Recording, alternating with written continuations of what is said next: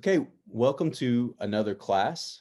And today we have Dr. Nettie Brock with us, and she's going to talk to us about something that I find very, very interesting to get into the meaning of it and then how it impacts fans and how it impacts larger society. So she is going to talk to us about cosplaying and bounding and what those are and what they mean to the people and participants of those activities. And so, without further ado, um, Dr. Brock, welcome and thank you for joining us. If you could, just to start out, give us a little bit of history of your journey to becoming a Disney fan, and then kind of how you got into Disney cosplay or cosplaying in general and Disney bounding. Thank you so much for having me. This is a lot of fun. I love talking about this stuff, so yay. I've always been a Disney fan. I'm one of those, millennials who grew up on Disney. My parents are from Southern California, and they grew up going to Disneyland, and so did we. Basically, we watched all of the main Disney movies. This is my cat Genevieve. She will cameo a lot. Um, and so like my favorite stuffed animal when I was a kid was named Ariel, even though she was weirdly a clown teddy bear. She was called Ariel because like I was the right age, for the Little Mermaid. And so it's always been Disney, always. And I always really loved it. And one semester after a class, it was fall 2014, at the end of class, my students were taking their final exams. One of my students walks up, hands me his final exam, and he's like, I just really wanted to tell you how much I enjoyed this class, and also thank you so much for Disneybounding. And I was like, I'm sorry, what? And he was like, Disneybounding. You and I was like, okay, I don't know what that means. And so I had to go because I was like a final exam. I didn't have time to ask him more. So I like went home and Googled it. And I was like, oh, I see. Okay. Cause I'm a funky dresser. And so he just assumed I was doing it on purpose and that I was like purposefully choosing to dress like Disney characters. And I was like, oh, I'm not doing that. But I love that you think that I am. And I had done cosplaying before. I've been to a couple conventions, and I just was like, well, I will dress like characters because like that's what you do when you go to conventions. And I am again a sort of funky dresser, so I just found clothes, and it's always cosplay for me because like that's easiest. But I had done it, and so then in the following spring, I was in a class where I had to write a paper about fans. It was a fans class, and I was like thinking about what I wanted to do, and I was like, oh. These Disney bounders, let's find out more information about them. And so I did, and I spent a whole month Disney bounding, like every single day as part of the March Disneybound challenge that they do every year. And then I interviewed the Disneybounders to get into it. And then actually totally coincidentally, that following summer, my family went to Disney World. And so I got to do it there as well and do this whole thing. And so that was how that sort of story played out. Okay. Yeah. Well, and thanks for that. And that's actually the first time that I reached out to you was a few years ago. Mm-hmm. Um, I was working on something, starting to get into comparing fandom and sport and rivalry and sport with that of theme park attendance, and that's where I came across your paper on Disney bounding. And so the can you kind of walk us through a layperson's definition about what is cosplaying, and then what's the difference between cosplaying and what people refer to as bounding? So cosplaying is basically dressing in screen accurate costumes from film or television, right? Something visual media and dressing in screen accurate costumes. This is something that cosplayers are really devoted to, is making sure that the costumes look accurate.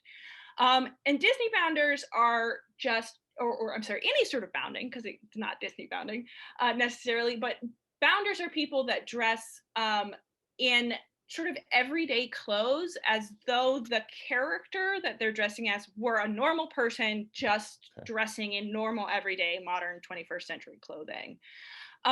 It's a lot more it's not got that same emphasis on the screen accuracy. That is not something they emphasize. And in fact, all of my Disney bounders were like, oh, cosplaying is just weirdly, they're obsessed with making it perfect. And we don't want to be perfect. We just want to be fine. We want to make it Okay. enough.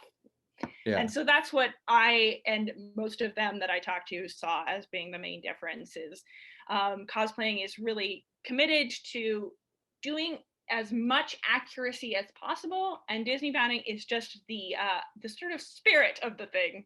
Okay. Yeah.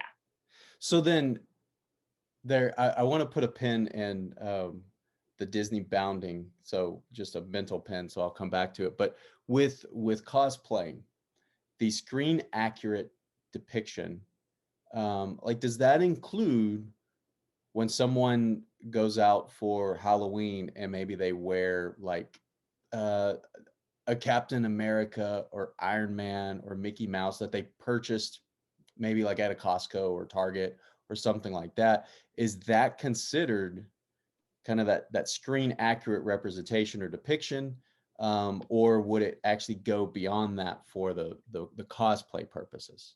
So the definition of cosplay that most theorists have sort of put out in this world includes some element of identity along with just the costume. Okay. That, and this does expand into the Disney bounders as well. But even just for cosplaying, that the people who cosplay see some sort of identification between them and the character that they're playing. Not playing because they're not really playing, but that Hmm. they are in that moment. And so I think that's the difference between cosplaying and just Halloween costumes, because we don't really, when we're wearing a Halloween costume, we might for that day be like, Hmm. I am Captain America, but you don't like spend time sort of thinking about which character do I want to be the most because I relate to this character the most.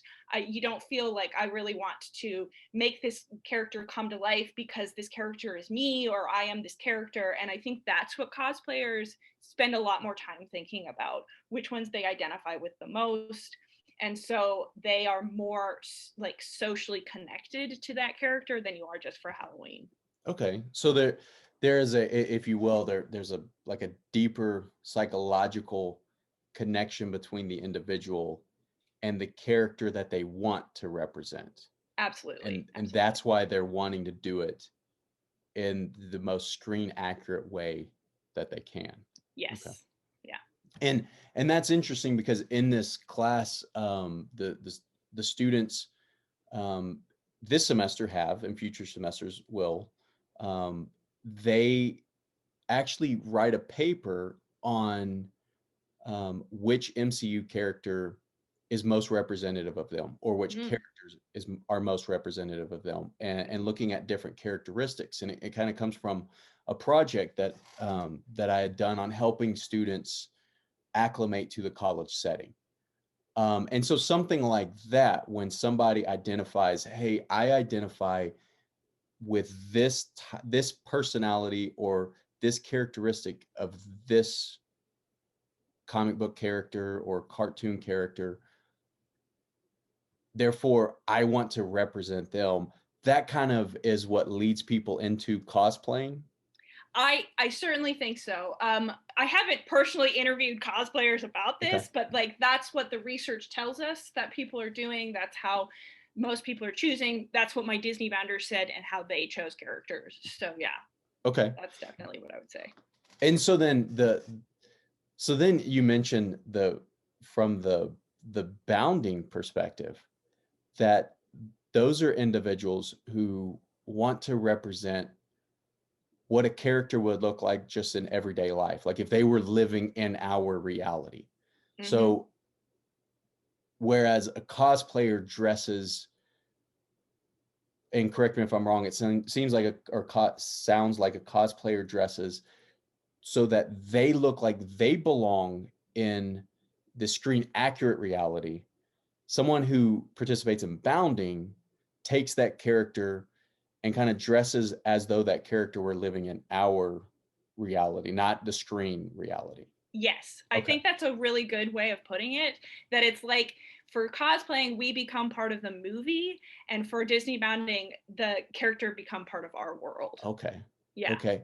And so then, but there's still that identification with that character, right? Yes. Yeah. So then people who bound, they have specific characters uh, that they want to represent in our reality, right? They do. I will say Disneybounders has very flexible definitions Okay. sometimes of what character means. I did have somebody talk to me about Disneybounding as Ariel's fork once. And so they're very flexible on this. And then they have these Disneybounding challenges where it's like every day they try to Disney bound somebody different. And so then they really are sort of stretching this identification. But they talk about identifying with Disney rather than specific Okay. characters Okay. sometimes. And so it's sometimes it is about specific characters. They said like I really always wanted to be like Belle, and so I dress like Belle pretty regularly. But a lot of them just say that what they really identify with is the Disney spirit, and they want to enact this sort of nostalgia of their childhood. And Okay. so it's less about like a personal relationship to a personal character and more like I just want to be a part of the Disney universe. Okay. Okay. And so then, like, right now, for people who are watching, they can see. People who aren't watching, they don't know. I have a hat on that has Mickey Mouse on him and a pullover that has Mickey Mouse. That is not bounding. That is just branded merchandise, right? Yes, Okay. yes. And now I also occasionally I will wear. I have a jacket that um, looks like kind of like Captain America's jacket that he wore in, I think, Civil War. Mm, That it has like the star in the middle, and it kind of, you definitely, when you see it, you definitely know that it's Captain America. It doesn't say mhm. Captain America on it. It doesn't say Marvel on it. When people do that, is that branded merchandise, or is that kind of more into that realm of bounding, or is it, excuse me, does it depend on kind of the intention behind wearing that? I would say it's probably the intention behind it. It, Okay. it. it probably is veering more towards Disney bounding if you wanted it to be Disney bounding, right? It Okay. could just be like, I threw this hoodie on today and I don't care. Or it could be like that I really feel like I want to be Captain America today. You know, maybe Okay. you need the confidence of Captain America. And so you wore the outfit and now you're Disney bounding. Okay. Okay. So then the and there is, it seems like, um I'm thinking of one example in one of the more recent Disney movies, animated movies, where they actually brought Disney bounding into that movie and then had a whole merchandise line off of it.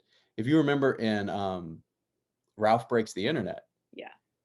when Vanellope von Schweetz has the scene with all of the Disney princesses, and then there's a later scene, they cut to something else, and when they come back, all of the Disney princesses are wearing like shirts and not their princess clothing, I guess, but they all have like, something that identifies to that particular character.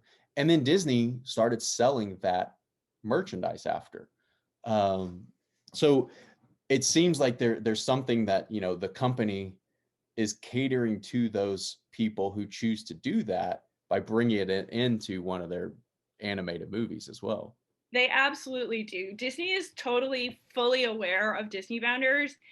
So Disney bounding was sort of created, if you can call it that, but made very public by Leslie Kay, who is a blogger, and they work with her now, and she does like various events and like blogs and things specifically for Disney about Disney bounding, and so they're totally aware of it.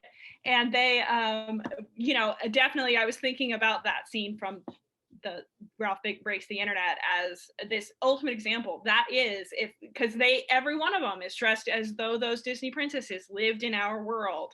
That's how they would dress. And so yeah, that's absolutely Disney bounding becoming meta. Yeah. Yeah. We talked about why people kind of get into cosplaying, or why they choose to bound and some of the antecedents that lead into that. But can you talk to us about some of the things that people get from cosplaying and bounding in those types of activities? Absolutely. Yeah. So the biggest thing that they talk about is that they just feel a lot of joy and they just love doing it. And so they feel this sense of the Disney or whatever, and so they just feel better about themselves. Um, I had various of my Disney bounders talk about how they would feel whatever character that they were Disney bounding that day, like more joy if they're somebody like Peter Pan, sadder if they were like Eeyore. And so, they feel these things. You feel maybe more confident or more excited or whatever based on what you're cosplaying or you are Disney bounding. But also, both groups are very community oriented, especially online. And so, these people who maybe struggle more with their identities, or maybe they just live somewhere where there aren't a lot of people around them who are very similar to them, are going to find a great community in both cosplaying and bounding communities, especially because these things are really centered online. And at places like conferences or at Disney World, conventions or Disney World, because you have, that's where these people meet, but that adds this sense of community. And so that's a major thing that these people get out of this is they feel like they belong to something that they didn't belong to it before. One of the things that I talked to my Disney bounders about was whether or not Disney bounding was performance based, if they did it Okay. because it was performative. And because cosplayers are really performing the identity of the characters that they are cosplaying. But Disney bounders said no, that they were not doing it to perform for other people. They were mostly doing it for that themselves, but also that because it makes them part of this group. We're not performing for the group, but we are, because of this, we become a part of that group. And I think that's really interesting, that it's not a performative thing, but it is still this doing it collaboratively, doing it together, really is so important. And that's what they get out of it, is Okay. the sense of community. Well, and what's really interesting is when I've talked to several other people about what they get from the Disney groups that we belong to and that we're fans of, it's that sense of community as well. And someone actually even said, it's the feeling that you are accepted and Mm, you belong, and how powerful that is. And that can be, you can get that from various interests. Um, this person said, I just happened to get it from Disney. That's where I want to get it. And so that's really interesting, that sense of community to um, make people feel as though they're part of the group and as part of this kind of specific group that mm-hmm, not everyone belongs to. I think it's also interesting that people talked about like getting confidence from mm-hmm, bounding. It's almost as though, kind of the old adage is people are told, if you're doing something, if you have a meeting that day, try to dress professionally or dress in something that you're comfortable with, that kind of helps you build your confidence. This is much the same thing that people experience when they are bounding, right? yes. Yes, it absolutely is. And it helps with bounding that we are almost emulating something that we see on screen. So research around costuming from movies talks about how movie costumes are imbued with this sort of sense of awe because they are things that we see on screen. And so when we put those on, and so this would also apply to cosplaying, right? When we put those on, we feel like we're in the movies. And even with the Disney bounds, even if they aren't screen accurate, it's that same basic idea. These clothes are the clothes that a Disney character would wear, and so they are special clothes. And Okay. so I am special because I get to wear these clothes. So, Okay. yeah. And so then specific to Disney, when when someone goes and they buy the Mickey ears at the parks, is that in some way a form of bounding because of kind of the history of, I don't know if a lot of people know the history, but the Mickey ears were started when the Mickey Mouse Clubhouse was founded, back in the 30s and 40s, and trying to have kids identify with that so they could be able to wear the Mickey ears. And that kind of, there's also been when the the the coonskin cats and everything that kids could wear through Disney movies. When you go to a park and you buy those Disney or those Mickey ears, do you think that would be considered a form of bounding? Oh, definitely. I think Okay. so. I think it's almost like the easiest possible way to do some level of Disney bounding, right? You just put the ears on and you're good to go. But I know plenty of Disney bounders, and I have also done the same thing where I incorporate my Mickey ears into my Disney Hmm. bounds.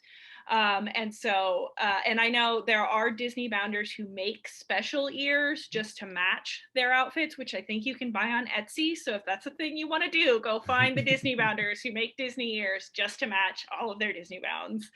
Um, and so I think that and probably, although I don't have any evidence of this, but I would imagine some Disney bounders would say that's like the core of Disney bounding. Like that's where it is Okay. Disney started us off because Hmm. so Disney bounders Disney bound because adults are not allowed to wear costumes to Disney World. Like that's why it got started in the first place. But the one thing that they are always allowed to wear are those Mickey ears.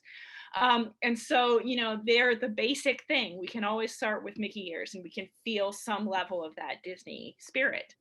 Yeah. Yeah. And it's just fascinating to hear kind of how things started and to where they kind of are. And especially it gets into this question of there are kind of I'm going to be careful how I try to categorize it, but the people who are really, really highly involved with cosplaying or bounding, and then there are the more casual bounders or even cosplayers. Um, and I guess you could make the argument that on cosplaying and bounding are on different, maybe not ends of the spectrum, but they're in different places of the spectrum for sure. But then there are levels of kind of that identification or involvement within each one of those. So it's interesting that like something like wearing the Mickey ears, that's something that just kind of the general attender, general park attendant, or general fan can do, and maybe they don't even know that they are doing it, but there's still a reason they're wanting to do that. Either they're doing it because they're there with their family and everybody in their family wants to do it, so it's kind of this fun activity, again getting back to that sense of community. Or if someone's there by themselves or with one or two other people, then they could kind of be a part of this smaller community but the larger community as well. That's how it sounds. Yeah, I think that's probably a big thing is it's an easy thing to do that just makes you more a part of this Disney world. Which is ironic because you're probably also at Disney World. But one of the things that my Disney bounders talk a lot about is that they felt like they were part of the people that like were creating the Disney spirit, right? They aren't just park attenders. They've got some sort of in. And Hmm. so I think that probably the Mickey ears do the same thing. We're not just visiting, we're part of this. We are all of us living in Disney World at this moment. And we are one of them because I have Mickey ears on. And so I'm part of this, you Yeah. know. Well, and it reminds me of talking to, there's a short aside, there's a video about Autzen Stadium, where the University of Oregon played football. And back in the 70s up until the 90s, they actually held concerts in that stadium, and there's a documentary about it, and as part of that documentary, there's someone who was like a groundskeeper who said, they would go around and help people park cars, and there would be, people drive up in suit and ties and everything, and then they would walk around in 30 minutes and they were wearing like Birkenstocks and they were wearing different clothes and everything. So it's kind of this idea that people are getting into the activity they are participating in, whereas they may not do that at other times in their lives, professional lives or individual lives, whatever. And it kind of reminds me also of those, of like the memes and everything you see on social media, where people will say, essentially get to the point where, people dress differently when they go to Disney. It's okay to be an adult and wear Mickey ears and everything when you're at Disney World, and it kind of allows people this place where they can kind of open up, and they can do that, and as you referred to, get back to kind of some of their memories that they had as a child and everything, Mhm. which is really really a cool thing. Yeah. um so then, what do you see as kind of right now with Disney bounding? Where have where have you seen the company kind of expand or move forward with Disney bounding? Um, and I'm thinking of things like, Mickey ears that are now themed to different rides or attractions or movies or things like that. But there are other areas as well. So where do you see those kind of moving forward? I'm not sure I have a great answer for you on this one, but I do think that you can buy a lot more merchandise that's like T-shirts that look like outfits that characters would wear and things like that. I know I've seen a lot of those sorts of things, um, and so I feel like they're probably targeting Disney bounders in that. Um, there's jewelry that you can buy that is jewelry, that the accessories, and accessories are a huge part of Disney bounding because they're one of the Mhm. easiest ways to create something to look like somebody else. um it, there's, oh, I had another thought and now it has left my brain. What was it? um Jeez, I did. I knew something. There was something else that I was like, oh yeah, that's Disney rounding. But anyway, you can buy these different things. Like women's clothing, you can buy at Hot Topic. You can buy dresses that look just like the dresses, but are clearly 21st century Mhm. versions of those dresses, and that's all Disney licensed merchandise. And so I think that they are pushing towards finding ways of letting the adults wear the costumes without actually wearing the costumes. Okay. And so in various forms of clothing, and then more accessories to go with those clothes, you can see that. I do feel like there's an unusually large amount of that happening at Hot Topic from what I've seen. I try to not go to Hot Topic anymore because I feel like I'm an adult. But also like I get their emails. So and I think that there is a lot of dresses that I've seen that look just like the characters' dresses. So Okay. yeah. And then, there's also this idea that, when you go to Disney World, or there's this idea that kind of popular culture or society has put out, that dressing up as a character, or whether you're trying to be screen accurate or a character in this reality, um, that's not there's not a large portion of the population that does that. However, these groups are growing. More and more people are doing this. And so, what do you see as kind of the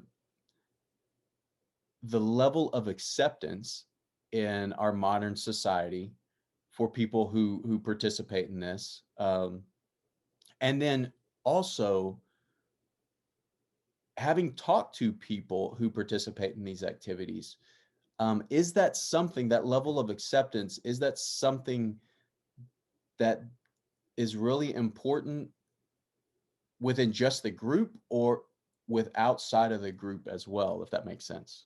It does make sense. Yeah. So I think that there is growing acceptance for this. And I think that it has a lot to do with the sort of mainstreamness of comic book conventions.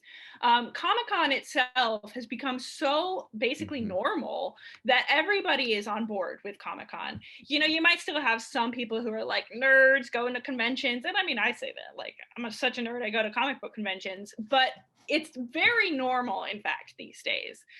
You know, the entire city of San Diego just shuts down during Mm-hmm. Comic-Con because nothing else can get done because so many people go. And so I think that that makes it a little bit more acceptable for people to wear costumes. Now, wearing costumes in normal life is still sort of frowned upon. And that's where Disneybounders sort of slip in and are Mm-hmm. like, look, here's a way for us to do this that's more socially acceptable. But I think that in terms of how Disneybounders care about that acceptance is that they kind of don't care. Okay. They're like, I'm doing this for me. Now, in my personal experience, everybody loves it when I Disneybound. When I was Disneybounding for that month, I was in graduate school, right? And every day it became a game. Who's Nettie bounding as today? Okay. And I talked to several of my Disneybounders and they said the same thing. Like when they would go out in public, it would be like, oh, who is this person? Who is she today? Or who is he today? And so it's like they don't think it's weird. It's just part of what we do. Now, if you say I regularly dress like Disney characters, somebody might look at you like you're nuts. But if you're like, well, but I'm not wearing a costume in my real life, then it's like, oh, well, that's not that weird. That's fine. You know, and so I think that there is growing acceptance to a point. And Mm-hmm. then if you're in special occasions like conventions or going to Disney World, people don't think it's that weird. But even so, the bounding in normal life is pretty accepted. People generally don't think it that weird. They think it's Yeah. cool. So, Yeah. The and you know it kind of also it reminds me of just the way as a society that things are labeled acceptable or normal and abnormal or not acceptable and kind of the I guess the decision makers that have been kind of come throughout history to decide what's acceptable and what's not acceptable seems like it's changing as well, which is something that is to the overall benefit of society as society progresses. Um, but it seems like that would have something to do with it as well. That you know the decisions are not necessarily being made by the people who made those previously. Like people are now able to take more control over those decisions in those situations. yeah, I agree. I think that there's certainly more of an emphasis these days on being whoever you want to be rather than a very strict Mm-hmm. definition of what is socially acceptable. And so I think that really helps to be like, well, I cosplay. Well, Yeah. who do you cosplay as, right? Rather than nerd. So, So then when somebody when somebody does cosplay or bound, mhm. um, do you think it's more what's the higher likelihood that somebody kind of has one or two characters that they strongly identify with and so that's who they cosplay or bound, or is it and you mentioned it earlier, is it maybe just I like Disney, so anything I can do to represent Disney I'm going to do, or I like Marvel or Doctor Who or something, so Yeah. any character is kind of open realm. So I would say probably, even though they do tend to have a wide range, Disney bounders more than cosplayers, mostly because cosplaying is expensive and hard to do, and so they have. But I think with either one, there will always be go-to characters. These Okay. are my first go-to characters, and so I think that those people are probably the people they identify with the most. Mhm. My go-to Disney character is always Ariel from the Little Mermaid, mostly because I like her, and for a long time my hair was red, and so you know, it was just easy. But it's also fun. I also do Elsa a lot. because I have the outfit, but also I like Elsa. I think she's a great character. And so I want to Disneybound as Elsa if I'm going to Disneybound as anybody, you know? And so I feel like there's probably, we do have a range that people can do so that they get that Disney spirit, but also they have go-to characters that are Okay. their first people that they would go to.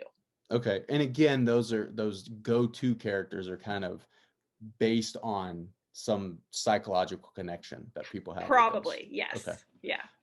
So then if we could kind of talk about going to conventions and meetings, Mm-hmm.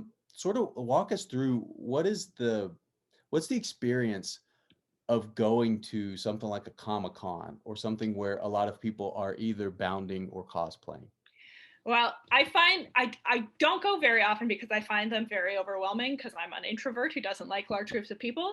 But it is really interesting to see all of the different kinds of people and all of the different kinds of characters that are bounded or cosplayed. And I really enjoy it. It's a very, for me, again, as an introvert, it's a good people watching activity.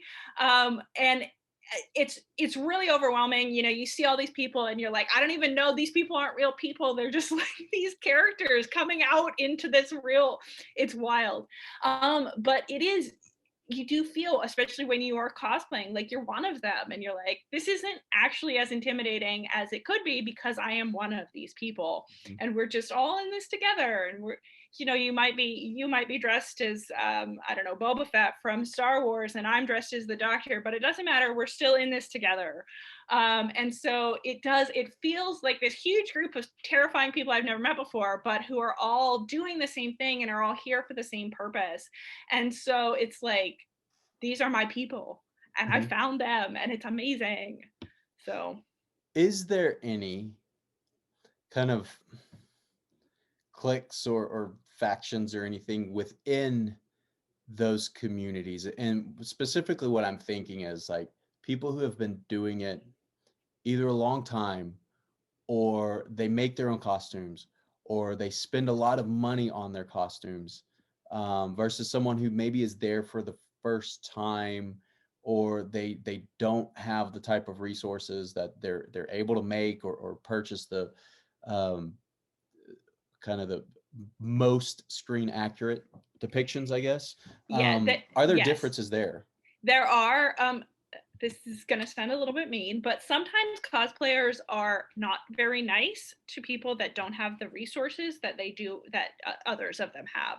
So this is, I had a lot of feedback from my Disney banners that would say we don't want to cosplay because cosplayers are mean about screen accuracy, and we don't want to be like that. We just want to be able to wear whatever we want, but cosplayers are really mean. And so I think that there is this subsection, and I don't think it's a huge group of them, but there are people who are like, well, if you can't afford to do screen accurate and you can't afford and you don't have the skills to do this, then you shouldn't even bother. Mhm. Um, and I don't like those people because I like just whatever works. I go to Goodwill and find outfits. So, you know, but there are these niche groups, and there's varying degrees of how good the cosplay is, and how good the cosplay is may make it so some people are part of an out group, whereas others are part of the in group, So then, unfortunately. because that one, what I research is the in group and out group and kind of how to m- make the negativity or make the differences between the interactions less negative between those groups. Um, are there some things you've seen that are being done to try and make those same changes or make those changes within the cosplaying community? Um, and if not, what are some ideas? Yeah, so just because I'm not a huge part of the cosplaying community, I don't necessarily know that I've seen much of anything. I do think that having different spaces that are sort of suggestion spaces. This is something that Disney Bounders do. The Disney Bounding subreddit is almost entirely made up of I need help. I want to Disneybound as this, and I don't have a lot of money. What are some suggestions on how I could do that? That would be something else that I would imagine does exist somewhere, probably on Reddit for cosplayers. But also just, making sure that you're nice to other people who Mhm. cosplay. Just be nice people and the whole world will be a better place. Yeah. But yeah, so understanding that people have different financial backgrounds and sort of normalizing that cosplaying is anything we want it to be, and it doesn't have to be these screen accurate costumes. Oh, computer, stop doing that. Sorry. No worries. The so then when you're at a conference or convention, Mhm. um, kind of what is the experience, or what do you see has been your experience, and what have you observed as the experience with, um, like, are people constantly asking people for pictures, and they're kind of hounding people for pictures, and so could there be, or is there a form of, for someone who just wants to go and they just want to dress up but doesn't necessarily want to interact with a lot of people, and maybe they're forced to interact for different reasons, gender reasons, and different things that could come into play. um, does that exist, and kind of how can that be made a better situation? I think that's an excellent question. Um, and again, I don't know that there's a great answer to it, only because like you can't make everybody do the same things, right? Um, for one thing, you as a human being should not take pictures of people if you don't want to. And so again, that being nice from Hmm. your perspective. But I hate to say this, but if you cosplay as something that a lot of people cosplay as, it's less likely that they're going to want to have your picture taken with you, because it's like there's a whole bunch of, I don't know, Spider-Mans, and so I don't need to take a picture with you specifically. And so that's certainly something that could help. Making sure that your outfits aren't overly sexual, because that's what's going to get a lot of people at conventions to take pictures with you. And I hate that, right? I'm like, dress however you want. But now, see, so when I go to conventions, I dress as the 10th Doctor from Doctor Who, mostly because I own that outfit. And if you own a brown pinstriped suit, you should wear said brown pinstriped suit whenever you get the chance. And I thought this was totally harmless. It's not sexy. It's not anything. And people went wild. They were like, "Oh my God, you're a femme 10? This is so cool." And I'm like, really? I'm just wearing a suit. And so there's a point at which it's not ever going to like leave you alone, that's just part of something. And so the buddy system is probably a good way of doing things. Don't go to conventions by yourself if you're really worried about it. Go with your outgoing friend who can be like, no, I'm sorry, they don't like it when you do that. um, or those sorts of things, because it's a big problem, because Yeah. there is this almost community expectation that you take pictures with each other, that everybody's in this together, and if you aren't and it makes you really nervous, you have to be able to say no thank you, Yeah. right? Yeah. So And I mean, it's one of those unfortunate things that certain people can be made to feel that, they have to do something, yeah. as within really any group, and within our society as a whole as well.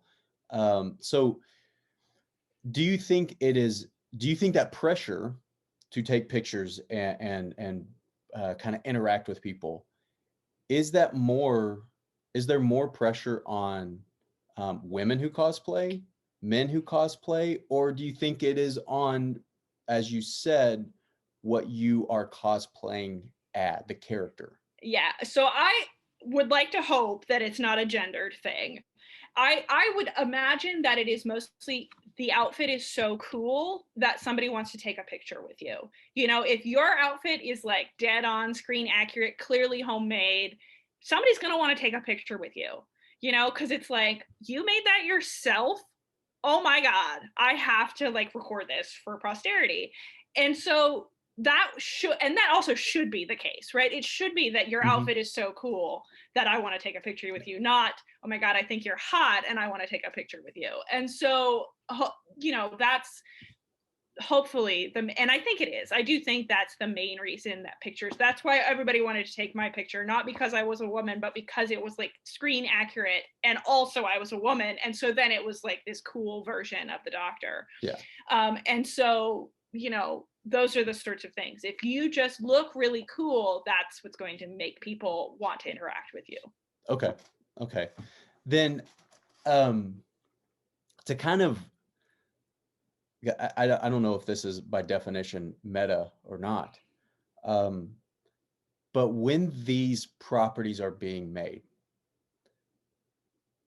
the actors and actresses who are wearing the costumes in the productions, is that, I mean, in a way, that is cosplaying, isn't it? Because they are kind of originating that depiction. I suppose, yes. I mean, they are. I would say that an element of cosplaying is that it is recreating something. Okay. And so, if it's a remake, maybe the actor is cosplaying a little bit. And then of course there's always that question in remake films of like, well, they don't look like the original character. And Yeah. you're like, well, who cares? It's a different actor.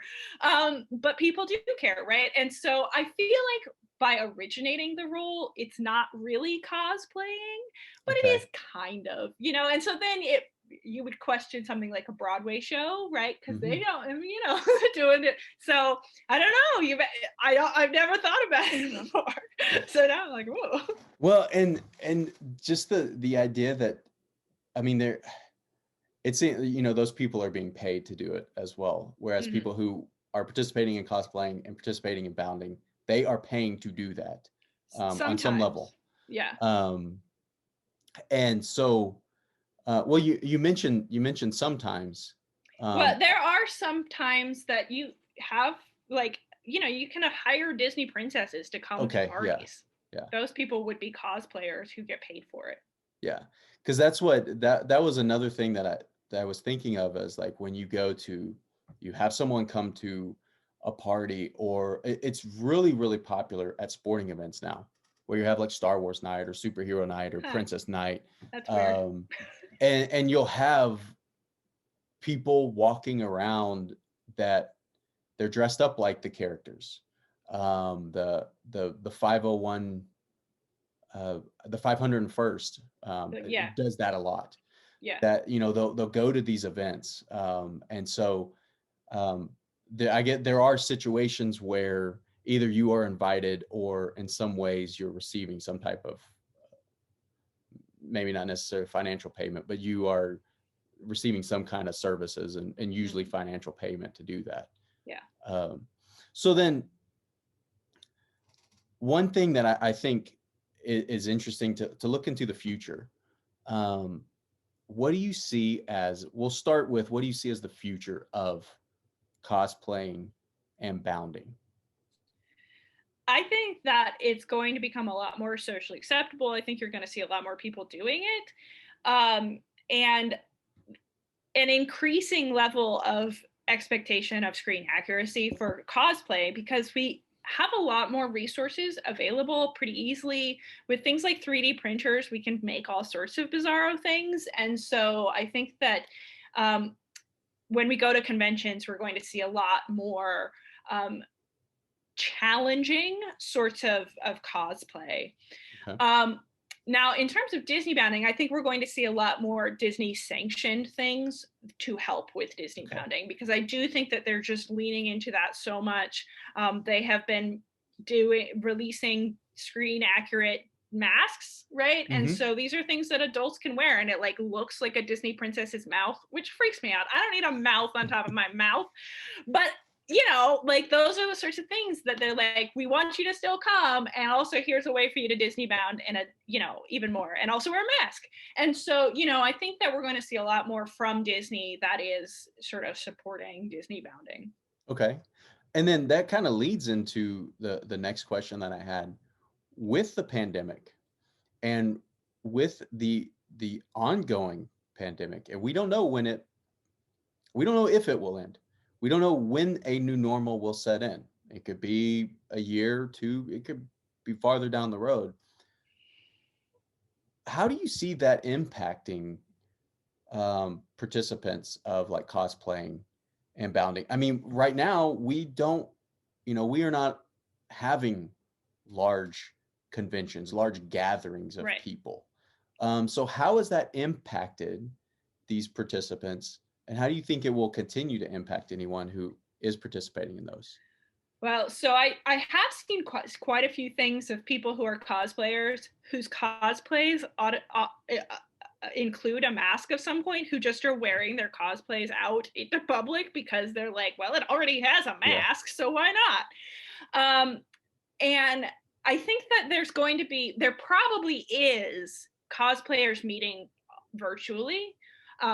I know that some of these conventions are in fact still having virtual things, and so I would imagine there's a lot of just sort of at home cosplaying happening.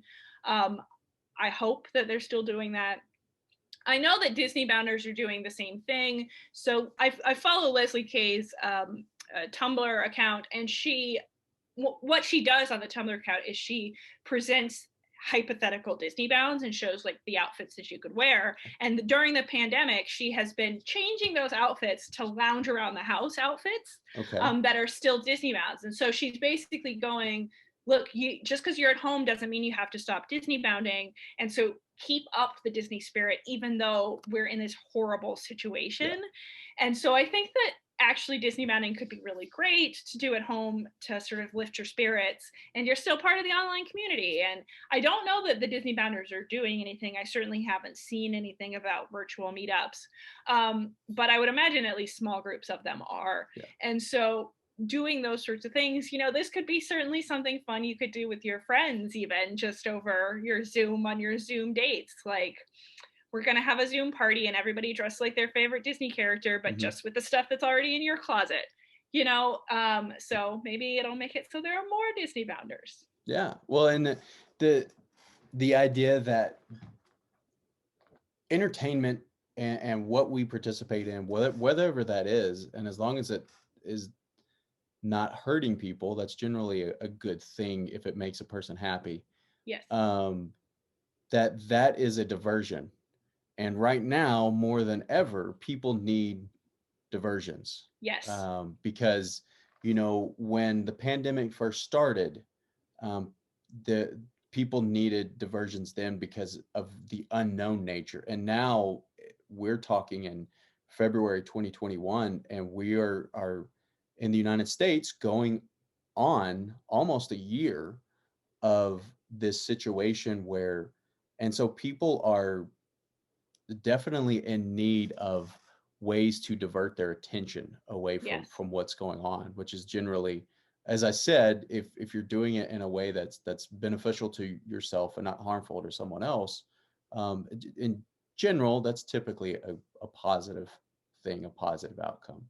Hmm. um, so do you have anything anything else you think it would be interesting for people to hear on either cosplaying or bounding activities?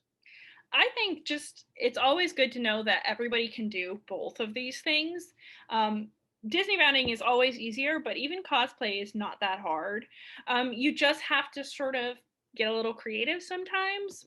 So again, I just mostly go to Goodwill and find these things and can find some pretty screen accurate things. It helped that I lived in San Francisco for 2 years, where the Goodwills there were just like really great. You're like, everywhere should just have Goodwills like this.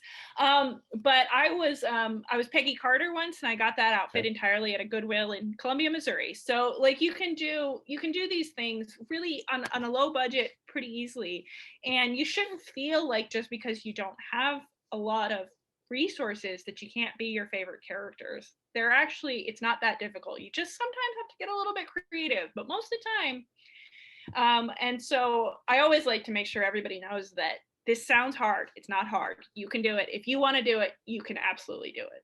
Yeah. Yeah, I think that's great to put it that way. And I think also the idea that um, what you talked about, it's becoming more socially acceptable as we kind of progress forward, and we in a way allow people to be more, allow them to be themselves more than in the past, which I think is a really great thing. And I think if this is something that people can find joy in, that it sounds like these are activities that can help people, especially as you said, like build the confidence, or um, able to display the characteristics that they like Yeah. from these specific characters that they're cosplaying or bounding as. Um, Yes. so, well, thank you for that discussion. It's, as I said before we started recording, it's something that I've wanted to talk about for a long time, and a lot of um, a lot of the students in the class are really interested in the activities as well, and kind of what they mean and what people get from them, and bringing more people in to those activities. I think what you talked about, that sense of community and that sense of acceptance. And so the last thing that I like to do is just kind of have some rapid questions that most of them deal with the parks. As you are talking to us about cosplaying and bounding today, there are a few in there about that as well. But you can, for these, you can explain as much as you want. You don't have to explain anything if you don't want to. So the first one is your favorite um, Disney park. That could be resort if you've been to multiple, and by resort I mean Disney World, Disneyland, Shanghai. It could be resort if you've been to multiple ones. If you haven't been to multiple ones, it could be like your favorite gate Hmm. at a Disney park. Yeah, so I generally prefer Disneyland, mostly because it's smaller. I also weirdly am like allergic to Florida and get sick every time I go to Disney World, and so I much prefer Disneyland. I've also been to Tokyo Disney, but I really like Disneyland. I'm a big fan of all of the things there. Okay. All right. And then at any park that you've been to, favorite attraction that's a ride. Um,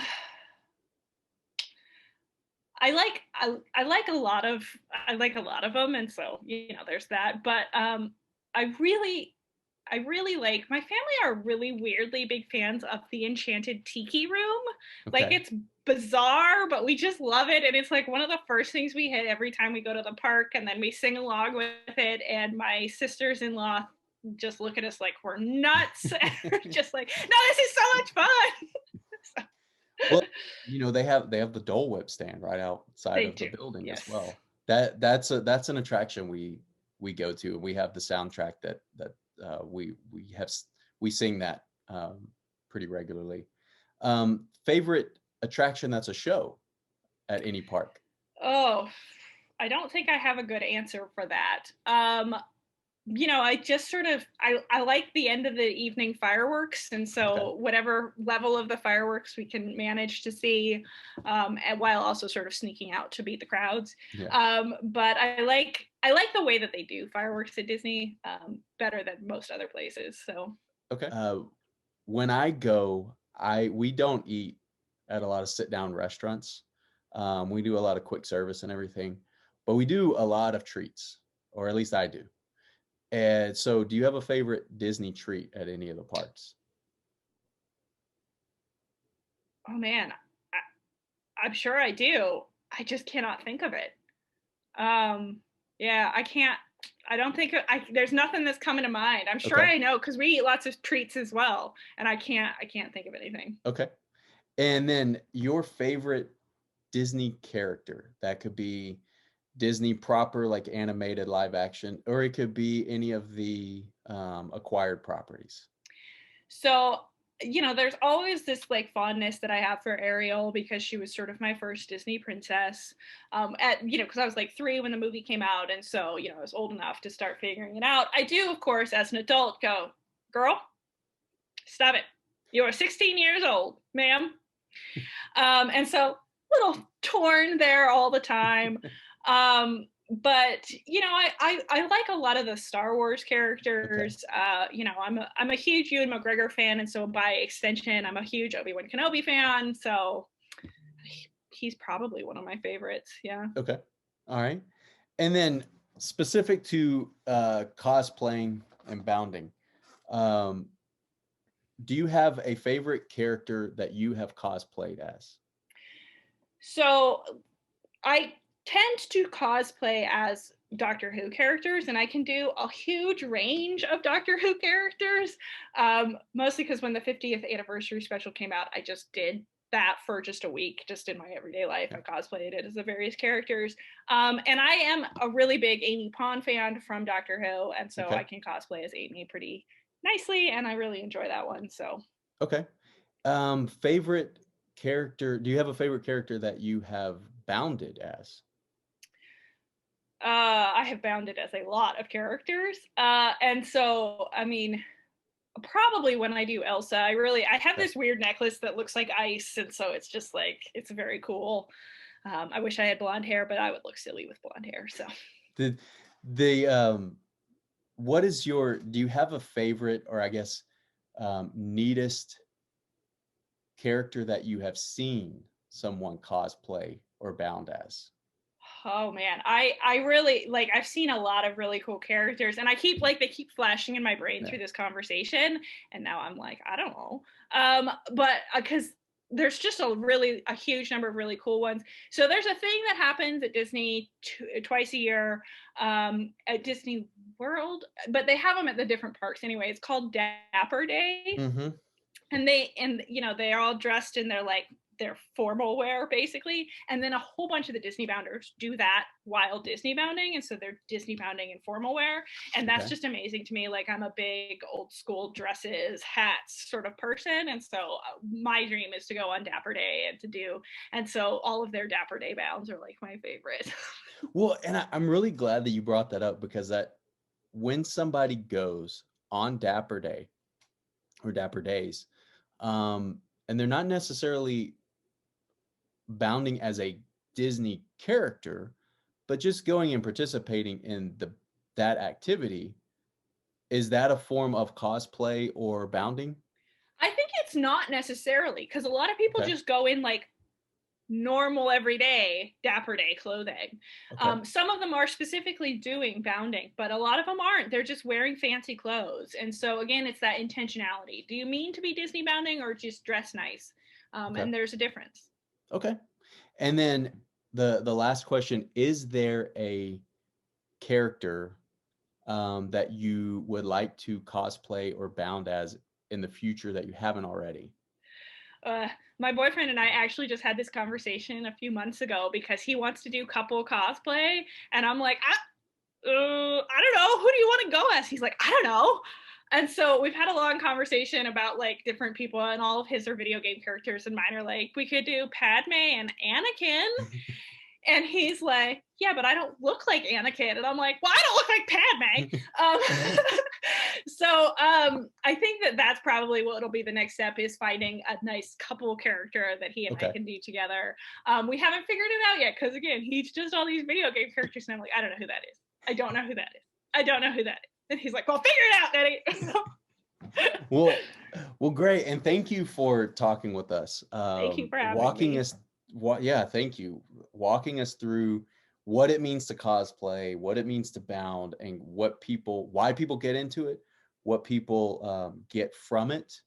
I guess there is one more thing I would ask before we kind of get into how people can get in touch with you. But what would you tell people who maybe have never done this but are thinking it might be fun, or listen to this or watch this and think maybe they want to try it? What would your advice be for those people? My first advice would be to figure out who you want to go as. It's a lot easier than starting with the clothes. So start with a goal. Say, I want to be Ariel, I want to be Elsa, I want to be Aladdin. And then go to your closet and see what you have already, because I always think you already have it. I have a theory, everybody's got a pirate costume in their closet. And I think that can extend to Disneybounding really easily. I have been proven false in that, so who knows? And if you can't find it in your closet, go to your local thrift store. They have it. You just have to, again, find your creative side. If you feel like I'm not creative at all, then I would go to Leslie Kay's Twitter account or her Tumblr and follow her because she gives really great suggestions. And you might not be able to afford the clothes she chooses because you can't. They're all like really expensive. And I'm like, ah, ma'am, nobody, anyway. But you can look at what she's suggesting and say, oh, yes, I have something very similar to this in my closet. It just didn't occur to me that it was whoever, that it was Snow White. Okay. So All right. Well, and then if anybody wants to get in touch with you to continue the conversation or have questions or anything, what's the best way to get in touch with you? So you can contact me on my just over email, which is just nbrock@moorheadstate.edu. You can also follow me on Twitter, which is one_only Nettie B, or on Instagram, which is my Disneybounding Instagram, which is Queen Nettie of Arendelle. Okay. All right. Well, thank you so much. This was a great conversation. I had a lot of fun. Thank you Me very too. much. Oh, you're so welcome. Bye.